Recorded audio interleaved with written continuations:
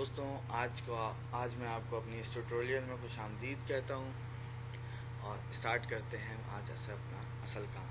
हमारा काम ये है दोस्तों, आज से अब हम कोड अपना शुरू करने जा रहे हैं। आज तक हमने पढ़ा कि रिएक्ट क्या होता है, हम उसे कैसे इस्तेमाल करते हैं, उसका एनवायरनमेंट क्रिएट करना सीखा और उसके कोड के फ्लो को समझा कि हम कहाँ पर कोड करेंगे और वो कोड किस तरह से जा कर के रेंडर होगा वेबसाइट के ऊपर।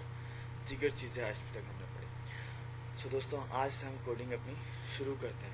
तो उम्मीद है आप सब बहुत बेताब के साथ ही हमारे इस कोड का इंतज़ार कर रहे होंगे। चलिए स्टार्ट करते हैं। सो आज हम जब अपने कोड का आगाज़ करेंगे तो सबसे पहले हम अपने कोड के अंदर जो शुरू करने वाले हैं वो होगा कंपोनेंट के बारे में अब हम स्टार्ट कर दें। चलिए आइए दोस्तों, हम अपने कोड में कंपोनेंट को देखते हैं। देखें विजुअल स्टूडियो कोड। सो दोस्तों, जैसे कि आपने देखा, अब हम यहाँ पे इस्तेमाल करने वाले, हम क्या इस्तेमाल करने वाले, कंपोनेंट। रिएक्ट के अंदर एक ख़ास बात यह है, जब भी आप कोई चीज़ इस्तेमाल करने वाले होते हैं तो उससे पहले इंपोर्ट कराना पड़ता है। मतलब वो कहीं चीज़ पड़ी हुई है, उसे आप अपने पहले उस पेज पर लाए तो उस पेज पर जब तक वो चीज़ आएगी नहीं तो आप उसे इस्तेमाल कैसे करेंगे। तो आइए दोस्तों, हम यहाँ पर आते हैं और कंपोनेंट को कॉल करवाते हैं। कंपोनेंट, ये हमारे पास कंपोनेंट हमने इंपोर्ट करवा लिया है। सही दोस्तों, जैसा कि आप देख रहे हैं कि मैंने यहाँ पर कंपोनेंट को इंपोर्ट करवा लिया है। तो सही है, चलें अब इस फंक्शन को अब हम चेंज करते हैं थोड़ा सा। अब ये जो फंक्शन ऐप था इसको हम चेंज करके लिख देते हैं क्लास ऐप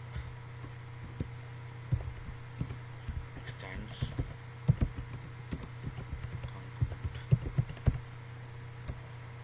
एंड देन आप अपने कोड का स्टार्टअप ले सकते हैं। ठीक है, सॉरी इसमें अभी गलती हो गई। इस तरह से आप अपने कोड का स्टार्ट ले सकते हैं। तो दोस्तों, जैसे कि आपने देखा कि कंपोनेंट को हम क्रिएट किस तरह से करते हैं, उसका सिंटैक्स क्या है। उसका सिंटैक्स ये है कि हम यहाँ पर क्लास लिखेंगे जो कि डिफ़ॉल्ट उनके यहाँ डिफाइंड है उसकी लाइब्रेरी में, और यहाँ पर हम अपने उस कंपोनेंट का नाम लिख देंगे। अभी मैं ऐप के नाम का कंपोनेंट बनाने वाला हूँ, क्योंकि ऐप का जो है ये index.js में कॉल हो रहा है, इसलिए मैं ऐप ही के नाम पर बना रहा हूँ। और उसके बाद फिर एक्सटेंड्स लगाते हैं हम, उसके आगे कंपोनेंट डिफाइन कर देते हैं, उसकी बॉडी का स्टार्ट कर देते हैं। दोस्तों, इसके अंदर एक ख़ास बात और ये भी है कि इसके अंदर हमने यहाँ पर रेंडर भी इस्तेमाल करना पड़ता है।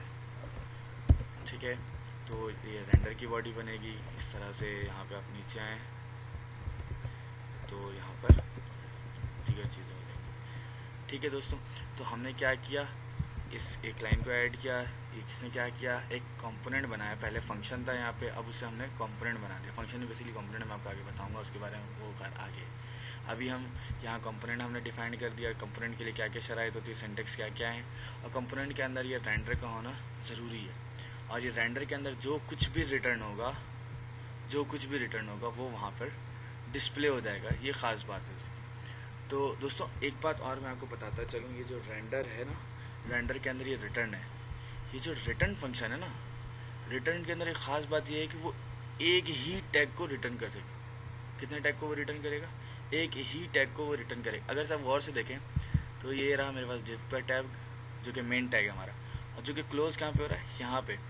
देखा जाए तो यहाँ पे मेन टैग जो है वो यही एक डिव है। ठीक है, बाकी जितने भी टैग्स हैं वो सारे के सारे उसके अंदर इस्तेमाल हो रहे हैं। वो सारे को रिटर्न जो है वो नहीं जानता। रिटर्न एक ही डिव को रिटर्न कर रहा है, उसके अंदर बहुत सारी चीज़ें हैं, तो ठीक है वो अपनी जगह पर है। तो आइए दोस्तों, कुछ चीज़ों को चेंज करते हैं। पहले तो सारी चीज़ों को मिटा लेते हैं वही इस डिव के अंदर से। ठीक है, ये देखिए मैंने उसके अंदर से सारी चीज़ों को मिटा दिया।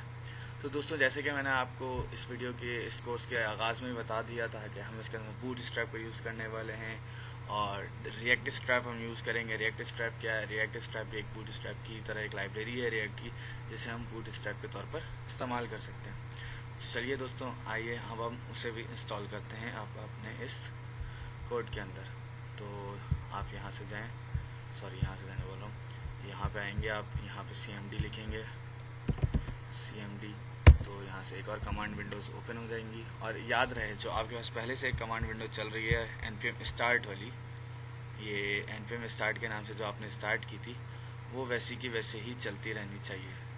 ठीक है। अगर से आपने उसे काट दिया तो आपका ये कोड बंद हो जाएगा, यहाँ पे रेंडर नहीं करेगा। ये जो यहाँ पे रेंडर कर रही है, एरर्स आप छोड़ दें, मैं अभी आपको कंप्लीट करूँगा तो वो एरर्स खुद ब खुद ख़त्म हो जाएंगे, जैसे कि आपको समझ में आ रहा है और चीज़ें दिखाई भी दे रही हैं यहाँ पे। ठीक है दोस्तों, तो चलिए आइए इंस्टॉल करते हैं। तो दोस्तों चलिए आइए अब हम आगे बढ़ते हैं। पहले तो मैंने वो टर्मिनल विंडो क्लोज़ कर दी, जैसे कि आप देख सकते हैं यहाँ पर कोई भी टर्मिनल विंडो ओपन नहीं है, तो ये सर्वर हमारे पास काम ही नहीं कर रहा है। आप देख सकते हैं जैसे मैं इसे रीलोड करूँगा ये लोकल है ही नहीं, बेसिकली हमने कैंसिल कर दी। तो अब आप आए यहाँ पे CMD लिखें, मैं आपको बताता हूँ मैंने क्यों कैंसिल किया। कैंसिल करने की वजह ये थी कि हमने उसे स्टार्ट किया होता है NPM स्टार्ट करके। अब मैंने जैसा आपको पिछले वीडियो में बताया था, अब मैं यार्न इस्तेमाल करने वाला हूँ, YARN यार्न। आप इसे ईजिली गूगल से डाउनलोड कर सकते हैं एंड इंस्टॉल कर सकते हैं, कोई मुश्किल तरीका नहीं है। तो यार्न स्टार्ट जैसे ही लिखूँगा वही स्क्रिप्ट सिमिलर NPM स्टार्ट के बदले यार्न स्टार्ट के ज़रिए शुरू हो जाएगी, जैसे कि आप देख सकते हैं यहाँ पर ये स्टार्ट हो रही है। दोस्तों आप देख सकते हैं जैसे कि यार्न स्टार्ट के ज़रिए भी ये कोड मेरा स्टार्ट हो चुका है। इस एरर को आप छोड़ दें, ठीक है। ये एरर उसमें भी आ रहे थे और इसमें भी आ रहे थे, ठीक है। ये देखें हमारे पास इस तरह से दोबारा से रीरेंडर हो चुका है। तो दोस्तों इसको काटना नहीं है, हम दोबारा से अपने फोल्डर के अंदर जाएंगे, यहाँ पे दोबारा से CMD लिखेंगे, ठीक है। ये हमारे पास एक और न्यू टर्मिनल विंडो ओपन हो जाएगी। अब हम क्या करने वाले हैं, बूटस्ट्रैप के जो हमारे पैकेजेस हैं हमने अब हमें उन्हें इंस्टॉल करना है। तो कैसे इंस्टॉल करेंगे, यार्न स्पेस ऐड स्पेस, पहले बूटस्ट्रैप को हम इंस्टॉल कर लेते हैं, डाउनलोड कर लेते हैं। ऐड करना है बेसिकली, आप चाहें तो इसके आगे @ करके आगे वर्जन भी पूरा का पूरा लिख सकते हैं, लेकिन मैं वर्जन नहीं लिख रहा हूँ, ये बाय डिफ़ॉल्ट वर्जन को सिलेक्ट कर लेगा, ठीक है। तो जैसे आप एंटर की को हिट करेंगे ये इंस्टॉलेशन इसकी शुरू हो जाएगी। ओह सॉरी ये इंस्टॉल हो रहा है, ये पूरा का पूरा इसी तरह से इंस्टॉल हो जाएगा।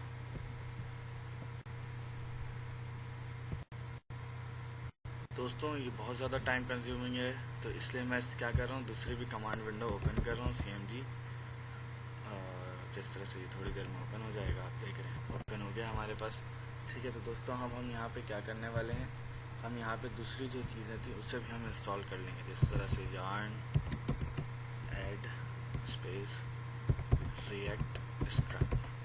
दोस्तों हम अपने कोड के अंदर बूटस्ट्रैप को भी यूज़ करेंगे और रिएक्ट स्ट्रैप को भी यूज़ करेंगे। दोनों के बारे में मैंने आपको थोड़ा बहुत बता दिया था, आप इसके बारे में गूगल पे सर्च कर सकते हैं ये दोनों क्या चीज़ें हैं और किस लिए इस्तेमाल की जाती हैं। तो चलिए इसे भी इंस्टॉल पे लगा देते हैं। देखिए इस तरह से ये भी इंस्टॉल हो रहा है, ठीक है। यार्न इसे भी ऐड कर रहा है, दीगर चीज़ें कुछ देर में ये भी इंस्टॉल हो जाएगा। तो दोस्तों अब हम क्या करेंगे, यहीं से एक और CMD ओपन कर लेते हैं ताकि हम तीसरी भी चीज़ इंस्टॉल पर लगा दें। ये काफ़ी ज़्यादा टाइम कंज्यूमिंग है, तो इसे yarn add react popper react popper, ये आप देख रहे हैं मैंने यहाँ पर रिएक्ट पॉपर लिख दिया है। इसके आगे भी आप @ लगा करके दीगर चीज़ें कर सकते। तो दोस्तों एक सवाल आपके जहन में ये आ रहा होगा कि मैंने शुरू में NPM करके करवाया था, तो दोस्तों आप इसको NPM करके भी इंस्टॉल कर सकते हैं।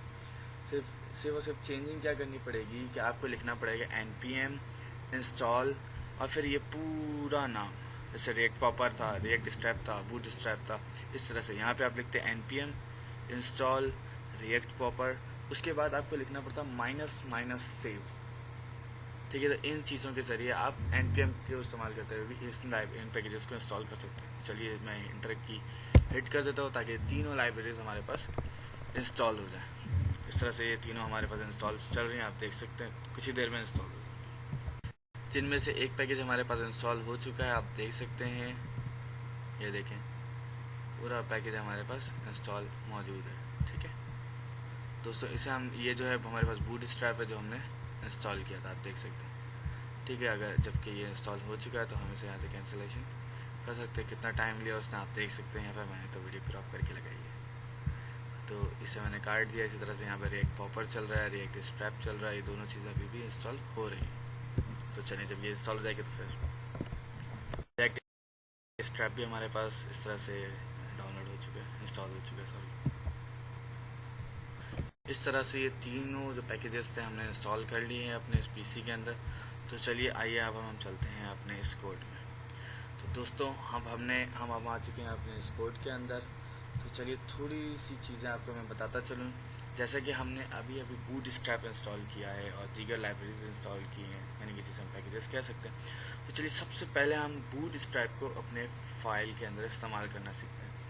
देखें, असल में जो हमारे पास फाइल है वो index.html की है। हम चाहे तो यहाँ इसे इंपोर्ट कर सकते हैं, लेकिन यहाँ हम इसे इंपोर्ट नहीं करेंगे।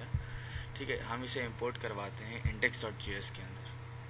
वो किस तरह से इंपोर्ट कराएंगे दोस्तों, आप देख सकते हैं यहाँ पे मैं लिख रहा हूँ इंपोर्ट, आवाज़ आ रही होगी आप लोगों को। Import bootstrap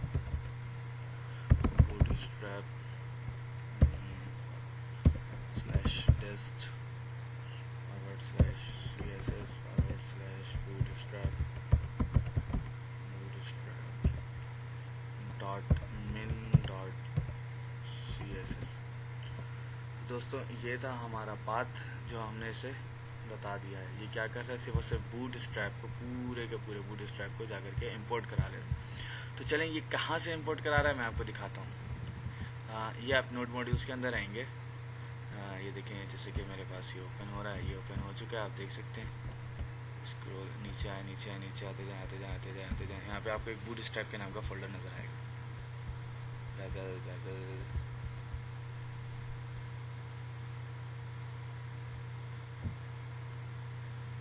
browser boot strap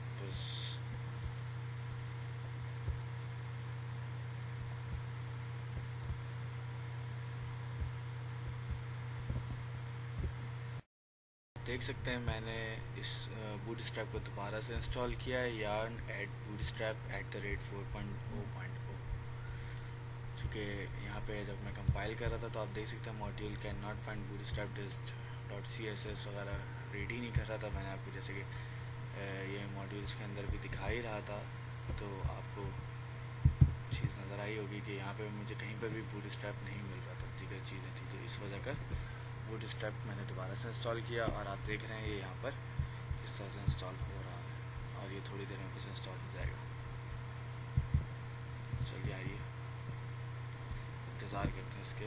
आप देख रहे हैं कि मैंने बूटस्ट्रैप को दोबारा से इंस्टॉल यहाँ पर कर लिया है। तो ठीक है, चलिए दोस्तों आइए हम अपने कोड को मज़ीद आगे बढ़ाते हैं और इसे मैं एडिटिंग करते हैं। तो जैसे कि आप देख रहे हैं इस वक्त मैं मौजूद हूँ index.js की फ़ाइल में, और यहाँ आप देख रहे हैं कि मैंने इंपोर्ट कराया था बूटस्ट्रैप को और उसके अंदर मौजूद bootstrap.min.css की फ़ाइल को। तो दोस्तों यहाँ पे जो हमने बूटस्ट्रैप को इंपोर्ट कराया है, यहाँ से हम इसे हटा लेते हैं। क्यों हटा रहे हैं मैं आपको बताता हूँ। इसको आप ये जो index.css की फ़ाइल है ठीक इससे ऊपर इंपोर्ट कराएं। इससे फ़ायदा ये होगा कि जब कभी भी हम बूटस्ट्रैप की कोई भी क्लासेस को अपने कोड के अंदर इस्तेमाल करेंगे और उसके बाद index.css है, तो मतलब इसकी जो क्लासेस हैं उसके ऊपर अगर जो कोई क्लास ओवरराइट होना चाहती है तो वो यहाँ से हो सकती है। वरना क्या होता है, अगर से हम इसे बाद में इंपोर्ट कराते हैं, इसकी क्लास के ऊपर इसकी क्लास ओवरराइट कर जाती है, और अभी क्या हो रहा है, ये वाले के ऊपर इसकी क्लास ओवरराइट कर रही है। ठीक है दोस्तों, तो इस तरह से हमने अपना index.js के अंदर इसको इंपोर्ट करा लिया है। इसको सेव चेंजेस करते हैं, और आइए हम अपने app.js के अंदर चलते हैं। तो app.js के अंदर जाने के बाद हमने क्या करना है, हम थोड़ा सा आगे बढ़ते हैं। अब रिएक्ट स्ट्रैप को अपने अंदर भी इंपोर्ट करवाते हैं। रिएक्ट स्ट्रैप को किस तरह से हम इंपोर्ट करवा सकते हैं, सबसे पहली चीज़ हम आपको बताता हूँ। इंपोर्ट कराएंगे हम, रिएक्ट स्ट्रैप खुद इंपोर्ट नहीं होता। रिएक्ट स्ट्रैप के अंदर कुछ चीज़ें होंगी जिसे हम इंपोर्ट करवाएंगे, जैसे कि नैव बार इंपोर्ट करवाने वाला हूँ मैं। ठीक है, नैव बार ब्रांड इंपोर्ट कराने वाला हूँ मैं। ठीक है, इस तरह की चीज़ें हैं जो कि मैं इंपोर्ट करा रहा हूँ। कहाँ से इंपोर्ट करा रहा हूँ भाई, फ्रॉम रिएक्ट स्ट्रैप। ठीक है, इस तरह से मैंने इसको रिएक्ट स्ट्रैप की पैकेज से इंपोर्ट करा लिया। अब दोस्तों देखें मैं इसको किस तरह से आगे अपने प्रोग्राम के अंदर यूज़ करने वाला हूँ।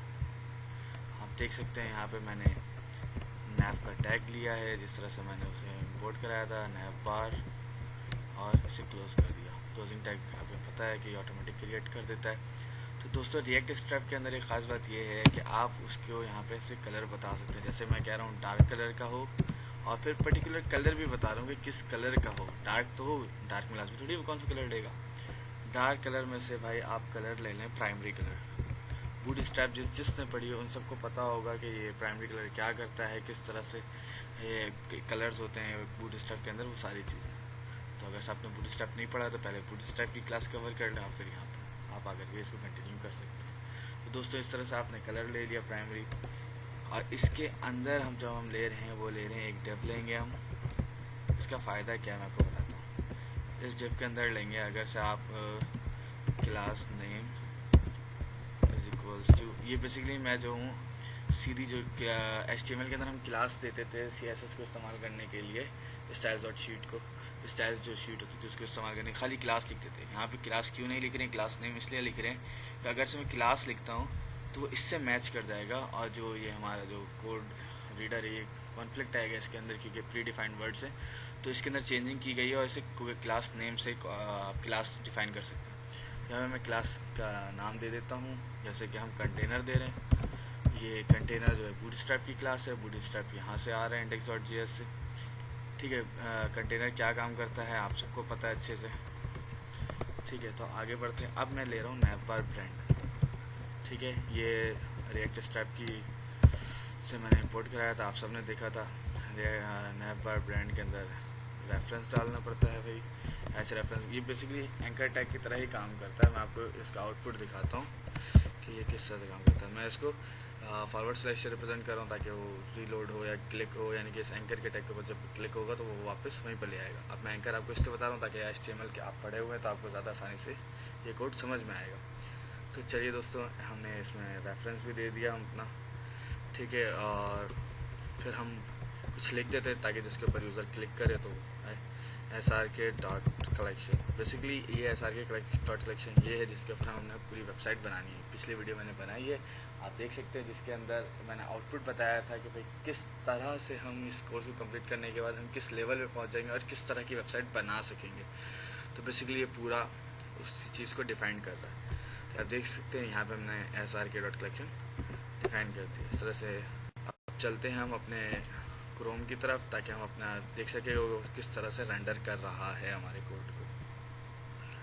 तो ये देखिए दोस्तों, ये बिल्कुल हमारे पास एक चीज़ आ चुकी है। आपको पता होगा कंटेनर का टैग, कंटेनर की क्लास हम क्यों इस्तेमाल करें, ताकि ये इतनी सी जगह लेता है, और ये नैव ने इसको कवर किया। अब हमारा कोड अब आप समझ चुके होंगे हमने किस तरह से इस्तेमाल किया है अपने कोड को, और ये किस तरह से इसका फ़्लो होता है। तो चलिए दोस्तों, आज हमने अपना रिएक्ट की कॉन्फ़िगरेशन पूरी कंप्लीट की इसके अंदर, ताकि हम रिएक्ट स्ट्रैप और दीगर पूरी स्ट्रैप्स की फाइल्स हम इसमें यूज़ कर सकें। दोस्तों आज की वीडियो को यहीं ख़त्म करते हैं। इंशाअल्लाह मुलाकात होगी अगली वीडियो में। अल्लाह हाफ़िज़।